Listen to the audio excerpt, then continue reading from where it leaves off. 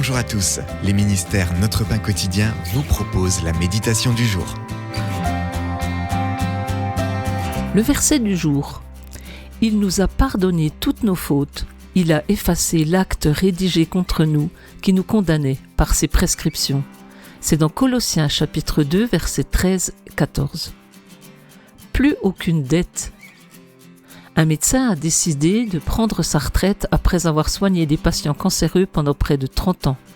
Travaillant avec une société de facturation pour résoudre les finances de sa clinique, il a choisi d'effacer la dette considérable que des gens lui devaient encore.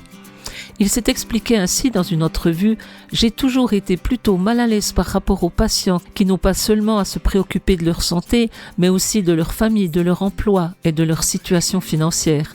Ça m'a toujours dérangé. » Même si nous n'avons jamais été très endettés, nous avons tous fait une expérience similaire au niveau spirituel.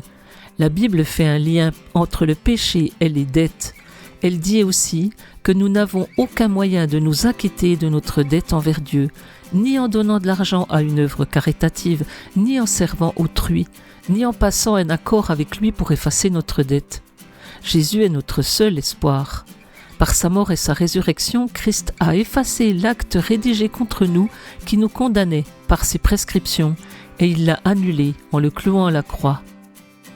En acceptant le sacrifice de Jésus qui efface nos torts, nous accueillons un jour nouveau, complètement libre de tout fardeau de péché. Puisse la miséricorde et le pardon de Dieu briller dans le monde, tandis que nous aide à bien accueillir les gens et notre situation de vie. C'était un texte de Jennifer Bensold-Schuld. Pourquoi, selon vous, Dieu se soucie-t-il que vous usiez de miséricorde envers autrui ?